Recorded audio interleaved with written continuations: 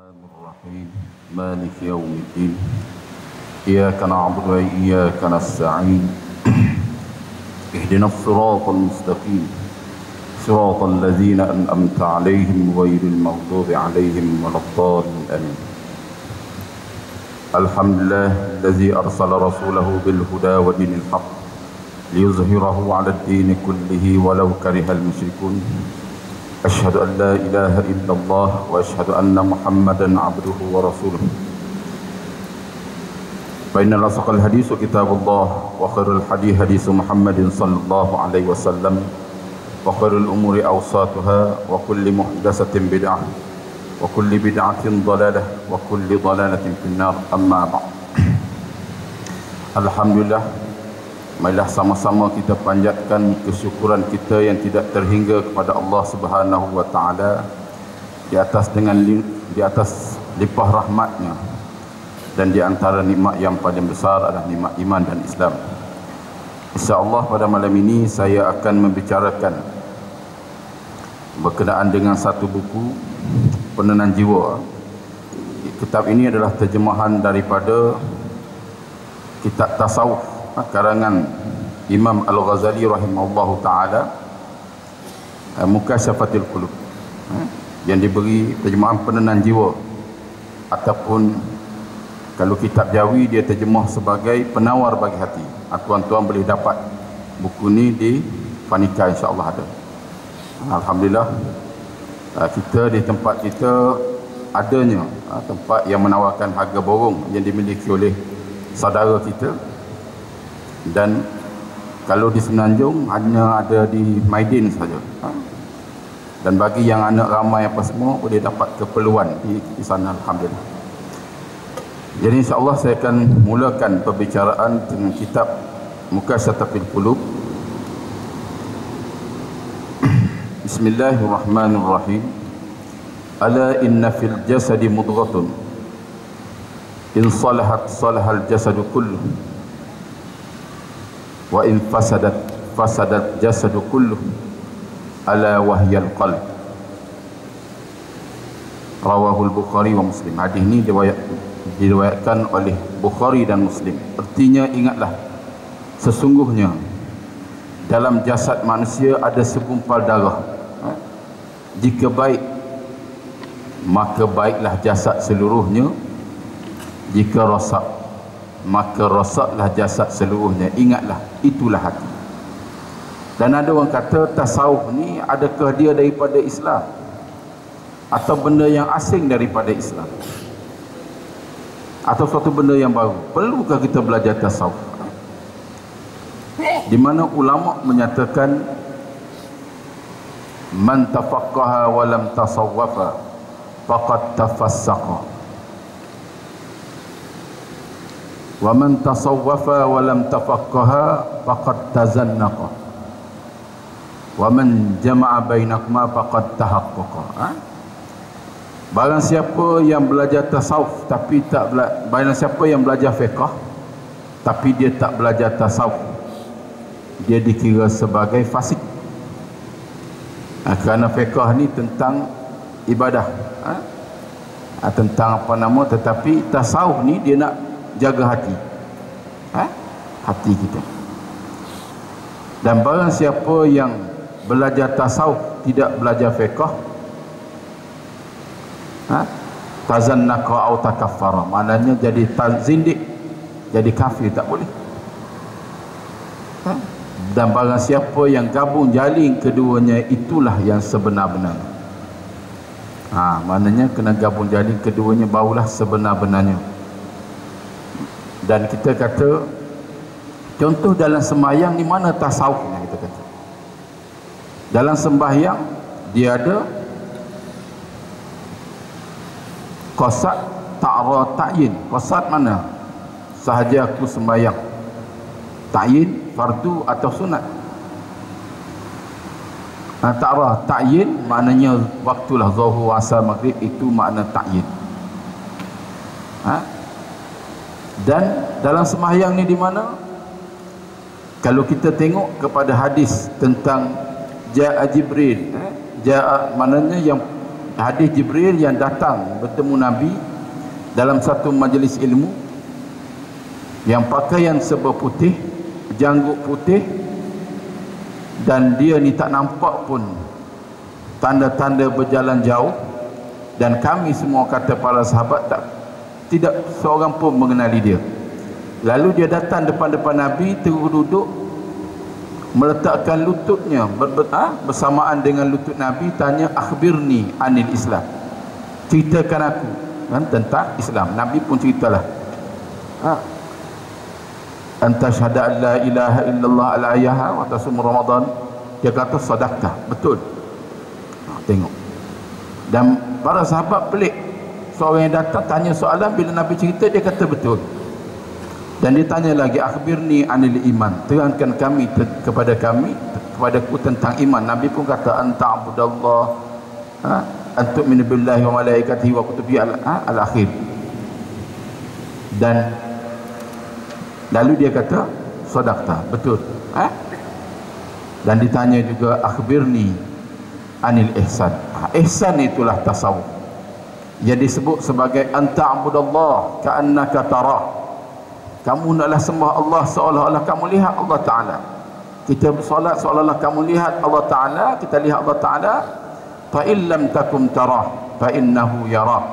Sekiranya kamu tak dapat rasa sedemikian, kamu mesti perlu merasakan bahawa Allah Ta'ala lihat apa yang kamu buat. Itu dia.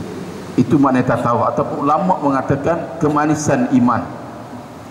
Macam orang kata kemanisan iman, fiqh dia tolak, dia ambil tasawuf saja. Maknanya semayang pakai niat saja. Itu salah. Pakai niat saja. Buat apa tu? Sembahyang. Tapi sedang makan bakso. Maknanya salah. Boleh.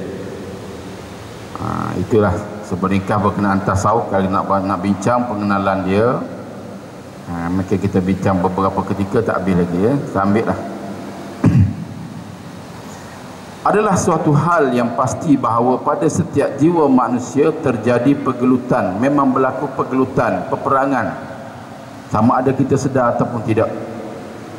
Peperangan apa? Peperangan yang dahsyat, yang menentukan apakah dia akan tetap sebagai manusia atau menjadi seekor binatang yang berbadan manusia. Dia kata berat.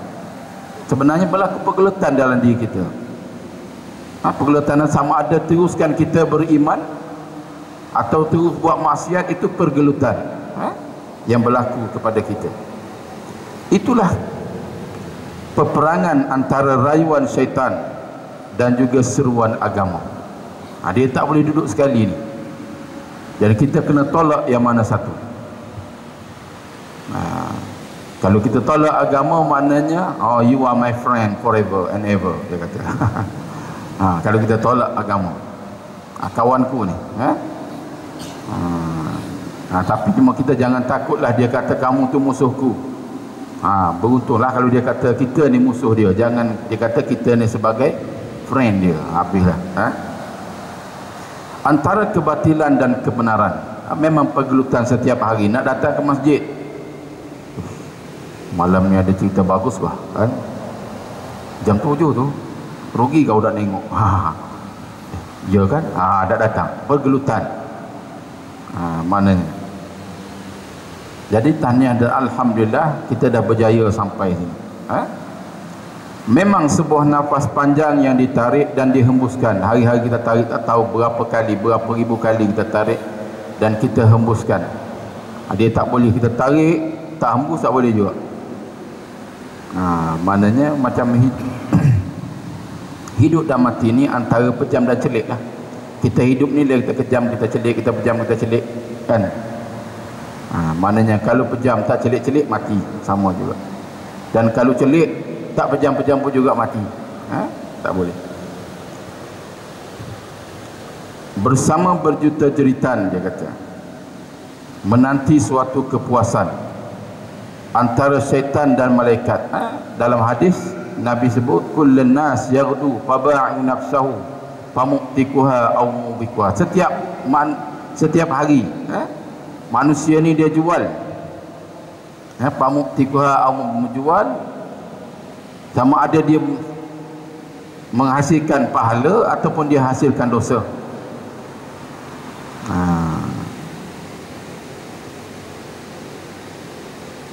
Berebut menguasai diri, iman kita dan juga syaitan menguasai diri, nafsu kita. Tapi hendak ikut siapa? Kita hendak ikut siapa? Demikianlah peperangan itu berlaku dalam diri kita. Setiap kita ni berlaku peperangan. Dan disebut dalam hadis, apabila kita lakukan maksiat, perkara mungkar, satu titik hitam masuk dalam hati kita. Lakukan lagi satu titik hitam masuk dalam hati kita, kecuali kita bertaubat mohon ampun kepada Allah, barulah kembali bersih. Hati kita tak ada yang operate. Tak boleh kita nak ambil pisau nak operate diri kita, tak boleh. Tapi Nabi alhamdulillah beberapa kali baginda malaikat ambil waktu kecil lagi, bawa ke telaga Zamzam dekat dengan Kaabah, dibelah dadanya. Nabi tengok, keluarkan hatinya, Nabi tengok, dibasuh dan dimasukkan balik. Kita tak boleh buatlah. Ni hati. Itu peranan tasawuf.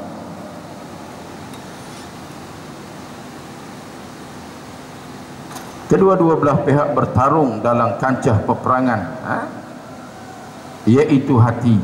Jika iblis yang menang, manusia akan kehilangan kemanusiaannya. Jadilah kita tengok, hilang kemanusiaannya. Kita tengok dalam TV, bukan setakat haruan makan anak, dukung yang tua pun makan anak juga. Datuk cucunya makan anak. Sehingga kan pihak berkuasa tak boleh kenakan hukuman sebat kepada dia kerana terlampau tu, tapi masih berlaku. Hilang sifat kemanusiaannya, timbul sifat kebinatangan. Yang binatang pun sama juga. Yang sekarang ni yang orang sibuk LGBT, lesbian, biseksual, berlaku. Yang kambing pun tak buat, tapi manusia buat. Manusia buat. Mana lebih teruk daripada binatang. Karena Allah Ta'ala berfirman apa dia? Lahum qulubun la yafqahuna biha wa lahum azanun la yasma'una biha wa lahum ulaika kal an'am bal hum adall. Tuhan bagi akal, hati dia tak berfikir. Tuhan bagi telinga, dia tak dengar dengannya, boleh buat dek aja. Boleh lagi ustaz tu apa tahu kan? Boleh lagi dia kata kita temui, walaupun kita baca daripada hadis. Dan ada mata tak nak melihat benar kebenaran. Tuhan kata mereka ini lebih teruk daripada binatang. Ulaika kalan, mereka itu seumpama binatang ternakan. Balhum adall, malah lebih teruk daripada binatang. Bukan saya kata, Allah Ta'ala yang kata.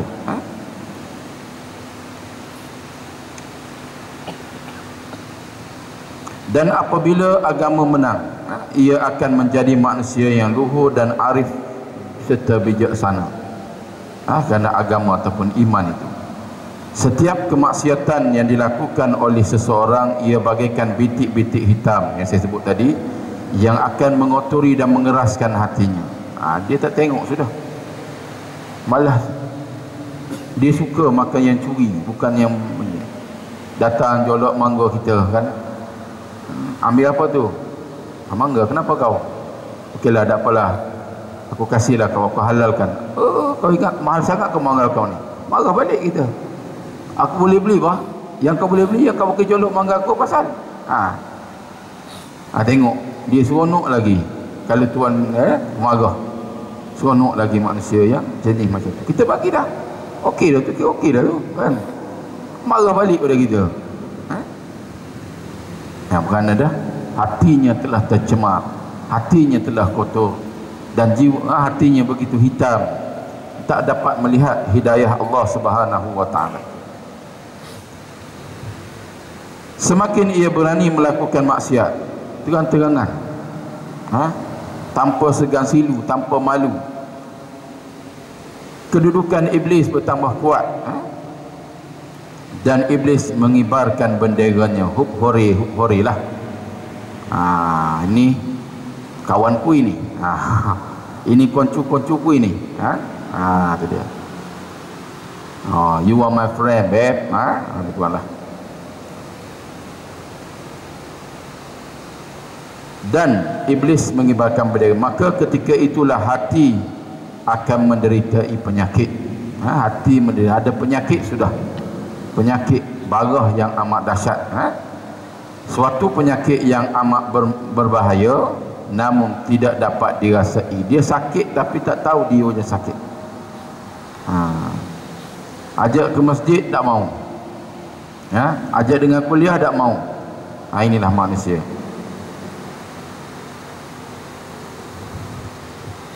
Penyakit yang suka ditemui doktornya, tak ada doktor pergi tengok. Penyakit ini jika berterusan akan membawa kita kepada ke neraka, akan bawa ke neraka. Itu bimbang, kena ubat penyakit, jangan biar berlanjutan. Kerana kebaikan dia nampak sebalik, dia nampak kejahatan, kejahatan dia nampak kebaikan. Dah terbalik sudah. Itulah sebabnya kami cuba menterjemahkan. Dia kata, saya baca mukadimah, baru tak masuk lagi bab dia. Kami cuba menterjemahkan kitab Mukashafatul Qulub karangan karya Hujjatul Islam Imam Ghazali rahimahullahu ta'ala. Melalui kitab ini beliau mengorek barah. Dalam kitab ni dia operate, tengok barah ada tak penyakit kita ini. Barah yang bersarang di hati kita. Beliau menjelaskan sebab dan bahayanya barah tersebut, penyakit hati. Kita pun banyak penyakit hati, kecut hati, sakit hati, robek hatiku, macam-macam. Habis jadi lagu pun banyak hati. Kemudian beliau menyentuh betapa pentingnya riadah dan mujahadah. Riadah ni kita kata exercise lah. Dan salah satu daripada ibadat tu exercise kita. Yang mencabar. Orang bukan Islam dia ada senaman selamat pagi yang ayun tangan begitu, depa semua. Tapi apa yang dibuat oleh Universiti Malaya, Universiti Malaya, bahawa solat 2 rakaat kita ni lebih hebat daripada senaman selamat pagi. Otak kita mesti sampai darah kepadanya, dan tidak sampai kecuali ketika kita rukuk dan sujud dengan sempurna. Mesti sampai darah kepada otak kita. Itu orang yang kuat sembahyang, otaknya cergas. Ni ustaz tak aku solat juga ni, dah bidak kaya-kaya juga. Nak kaya kau kena berusaha, kena cari rezeki. Dan jangan lupa berdoa mohon kepada Allah. Itu dia. Mujahadah maknanya perjuangan. Perjuangan apa? Melawan syaitan, melawan nafsu yang ada dalam diri kita, yang cuba menguasai hati kita daripada mengerti Allah Subhanahu wa taala. Juga beliau yakni Imam Ghazali rahimahullahu taala mengetengahkan pula bagaimana sikap orang yang telah mencapai tingkatan arifin billah. Dia kenal Allah Subhanahu wa taala. Bagaimana nak kenal Tuhan? Man arafa nafsahu faqad arafa rabbah. Siapa dia kenal diri dia, dia kenal Tuhannya. Sifat berkehendak. Allah Ta'ala jadikan kita, dia tak berhajat sedikit pun. Dan kita dijadikan oleh Allah adalah medan ujian Allah, bahan ujian Allah. Kenapa Allah Ta'ala tak nak uji?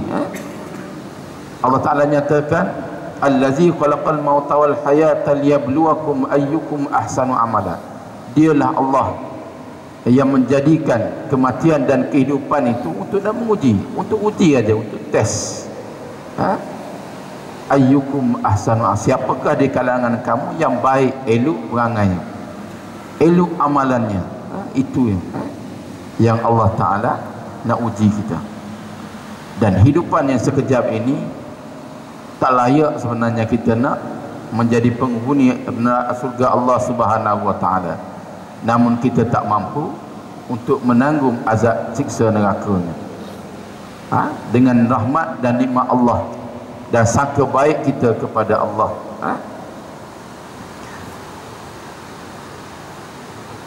Tidak lupa atas kekurangan dan kekhilafan yang mungkin masih banyak terdapat di sini. Dia kata ni adalah tawaduk seorang penterjemah kitab ni. Siapa nama penterjemah dia? Biarlah dia tak buat nama dia siapa. Tak apalah. Yang penting ada manfaat untuk kita. Dan kita tahu kita boleh rawat penyakit hati kita itu. Maka kami amat mengharapkan saranan dan kritikan dari pembaca beriman. Bila kita masuk pada bab yang pertama, baru masuk bab 1. Cepat habis ke tak apalah kan. Takut kepada Allah Subhanahu wa taala. Kalau saya tanya takut tak? Takut semua jawab kan. Tetapi ulama tasawuf bila orang tanya dia, adakah kamu takut pada Allah, dia terus menangis. Menangis dia, takutkan Allah, terus menangis, tak boleh jawab. Soalan yang simple tapi susah nak jawab. Kenapa dia kata, jika kamu kata hal takhafullah law qulta na'am kazibta, kamu bohong. Law qala la kafarta, dia kata. Jika kamu jawab ya, bohong, dia kata. Tapi kalau kamu jawab tidak, kafir kau. Tak boleh. Kita kena takut Allah, wajib. Tapi apa tindak tanduk kita ini belum lagi menunjukkan kita betul-betul takut kepada Allah Subhanahu wa taala. Sebagaimana Allah Taala nyatakan dalam Al-Quran,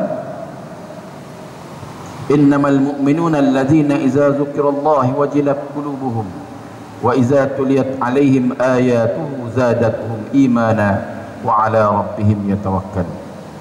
Sesungguhnya orang mukmin itu apabila disebut saja nama Allah, gemetar hati dia, takutkan Allah Subhanahu wa taala. Apabila dibacakan ayat-ayat Allah, akan bertambah keimanan dia kepada Allah Subhanahu wa taala, dan kepada Tuhan mereka lah mereka berserah diri. Itu yang dinyatakan oleh Allah Subhanahu wa taala. Perihal orang mukmin. Kita musabaqah, kita tukar channel lain. Kadang-kadang duduk dengan anak tengok apa, Hagi Maru. Bapak pun sama, bapak Hagi Maru. Ceria, nak suruh ceria. Kita sebut dalam sebuah hadis, dia masuk terjemahan saja. Daripada Rasulullah sallallahu alaihi wasallam, baginda bersabda, sesungguhnya Allah menciptakan malaikat, sayapnya yang sebelah mencapai bumi bahagian timur. Bahagian timur nah. Itulah bahagian timur. Yang sebelah lagi mencapai bumi bahagian barat, penuh malaikat. Nak bagi tahu dunia ni kecil hanya bagi Allah Taala. Sayap malaikat, kepalanya di bawah aras, kedua kakinya di dasar bumi ketujuh. Bukan yang kita ni berada di bumi yang pertama, dia bumi ketujuh. Nak bagi tahu manusia ni lemah, bumi ni pun tak habis kita nak kaji. Apatah kata langit? Ada saintis bagi tahu macam mana langit? Tidak ada, dari dulu hingga sekarang. Langit ni, sedangkan Tuhan sebut langit sab'a samawat, 7 petala langit. Ia mempunyai bulu sebanyak bilangan makhluk Allah Subhanahu wa taala. Ketika seorang lelaki atau perempuan daripada umatku, Nabi kata, membaca selawat kepadaku, Allahumma salli ala Sayyidina Muhammad, maka Allah memerintahkan malaikat agar menyelam ke dalam lautan dari nur di bawah aras. Lautan daripada cahaya. Macam mana kita nak bayang, tak dapat. Malaikat yang menyelam itu kemudian keluar dan mengibas-ngibaskan sayapnya, sehingga setiap bulu menitiskan titisan nur, cahaya. Daripada setiap titisan itu Allah menjadikan malaikat yang memohon keampunan bagi orang itu sampai hari kiamat. Bukan malang-alang. Sama juga kita selawat kepada Nabi. Perlukah kita ni? Kita tak selawat pun. Tempat Nabi adalah tinggi di sisi Allah Subhanahu wa taala, kekasihnya. Dia kekasih juga, Habibullah. Nabi Ibrahim Khalilullah kekasih juga, tapi Habib dengan Khalil ni, Habib lebih rapat. Itu dia. Setengah hukama ahli bijak pandai Islam mengatakan keselamatan jasad terletak pada sedikitnya makanan. Maknanya kena banyak puasalah. Memang kan sampaikan orang kata sekarang ini orang gali kuburan dia, lubang kubur dia bukan lagi pakai cangkul, dia kata, tapi dia gali pakai sudu dan garpu. Apa maksudnya? Makan benda-benda ni banyak, yang kalorinya, yang lemaknya. Gali kubur dengan sudu, dia kata. Kita apa dia, maknanya hasil daripada makan yang tidak terkawal tadi. Keselamatan jasad terletak pada sedikitnya makan, keselamatan roh pada sedikitnya dosa. Kita ini terdiri daripada roh dan jasad. Orang panggil apa nama? Physical dan spiritual. Putih kata physical. Physical bentuk badan kita, spiritualnya roh. Roh tu sendiri. Dan keselamatan agama terletak pada pembaca yang pada membaca selawat kepada khairil anam, Nabi Muhammad sallallahu alaihi wasallam.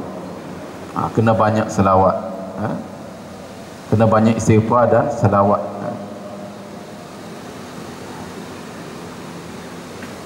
Allah Subhanahu wa taala berfirman, a'udzubillahi minasyaitonir rajim, ya ayyuhallazina amanu taqullaha wal tanzur nafsum ma qaddamat lighad wattaqullaha innallaha khabirum bima ta'malun.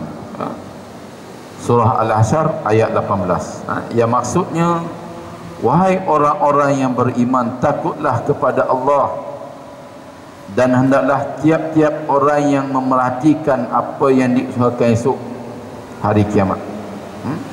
Takutlah kepada Allah, sesungguhnya Allah Maha mengetahui apa yang kamu kerjakan. Kita buat, tengok balik. Sedangkan Nabi beristighfar, bertaubat kepada Allah 77,000 kali. Ada kata 7,000 kali. 70 kali, ada kata lebih daripada 100 kali. Sedangkan kita yang penuh dengan dosa ini, perlu banyaklah. Tak apalah Ustaz, nanti malam. Nak bertaubat jangan tunggu. Kita di kereta pun taubat kepada Allah. Maknanya kita dulu macam mana? Kalau perempuan dulunya tak bertudung, sekarang sudah insaf, taubatlah, kenang baliklah dosa kita itu. Dosa yang begitu banyak, terkenangkan balik. Inilah yang membersihkan hati kita. Kita pun sama juga, dulunya tak semayangnya apanya, kenangkan balik dosa kita itu. Mudah-mudahan timbul keinsafan. Kerana kehidupan kita hanya sekejap saja. Allah. Sesungguhnya malaikat langit, bumi, siang dan malam pada hari kiamat, mereka sebagai saksi atas apa-apa yang dilakukan oleh manusia. Kita hidup di dunia seronoklah.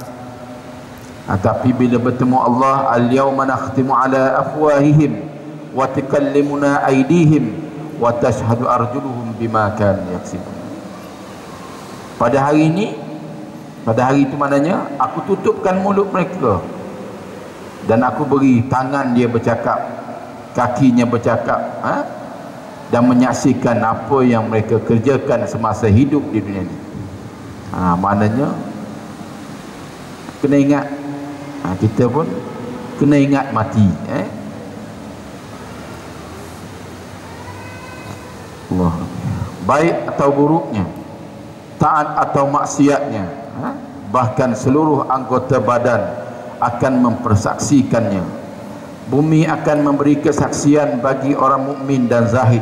Bumi yang kita pijak ini, biarlah dia akan lapangkan kepada kita apabila kita masuk ke dalamnya.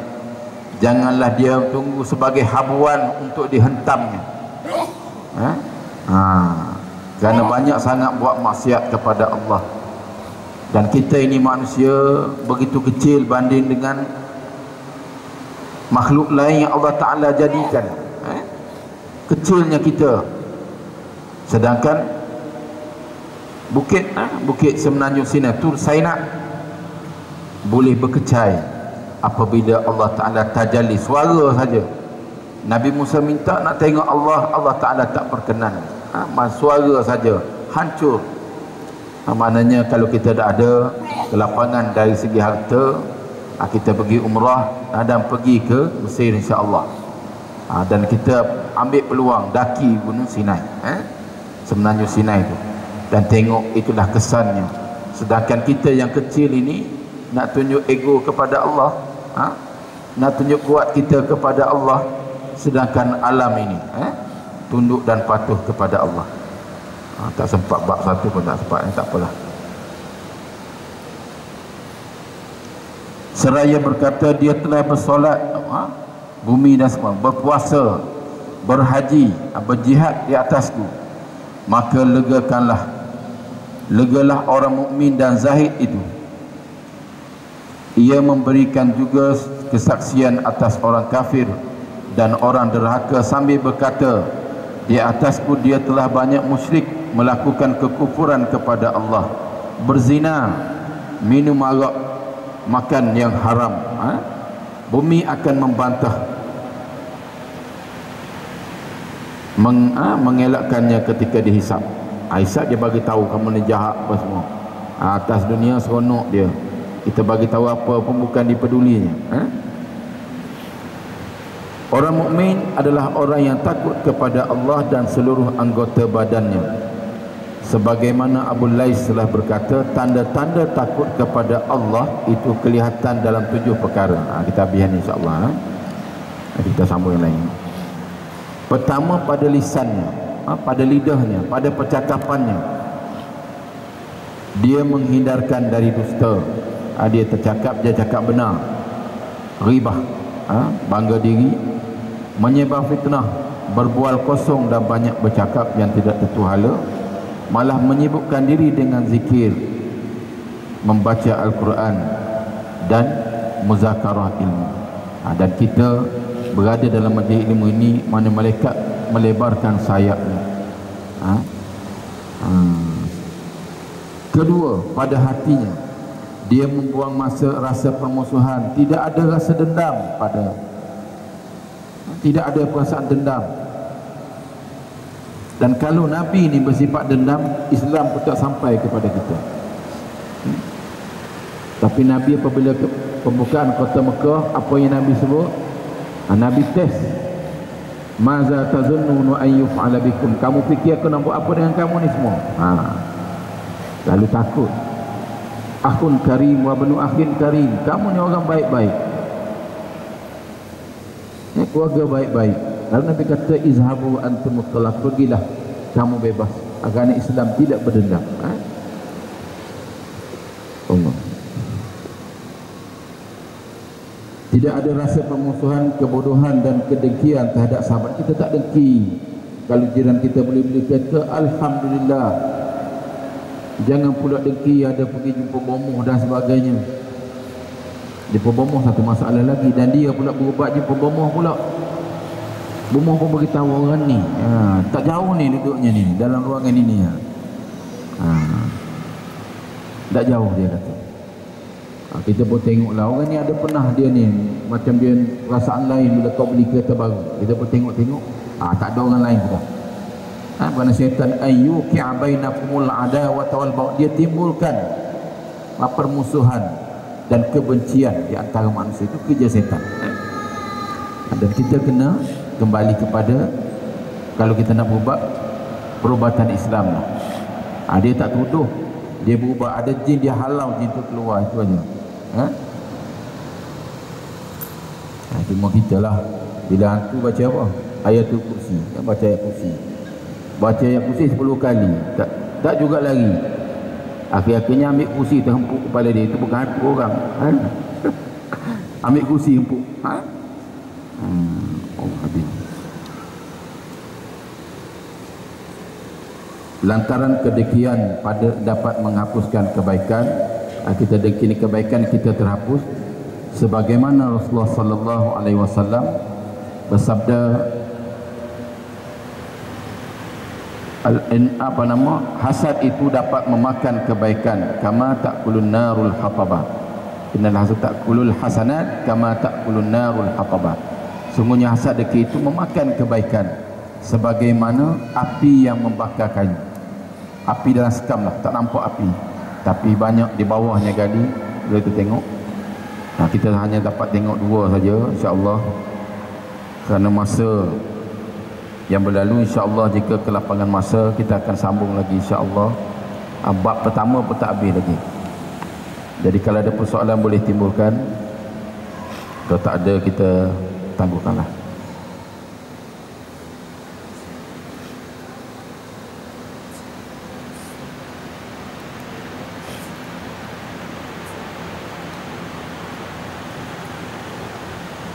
Allahumma inna nas'aluka mujibat rahmatik wa azaib maghfiratik wal ghanimati min kulli birrin wal fawz bil jannah wan najata minan nar. Allahumma innaka 'afuwun karimun tuhibbul 'afwa fa'fu 'anna. Allahumma innaka 'afuwun karimun tuhibbul 'afwa fa'fu 'anna.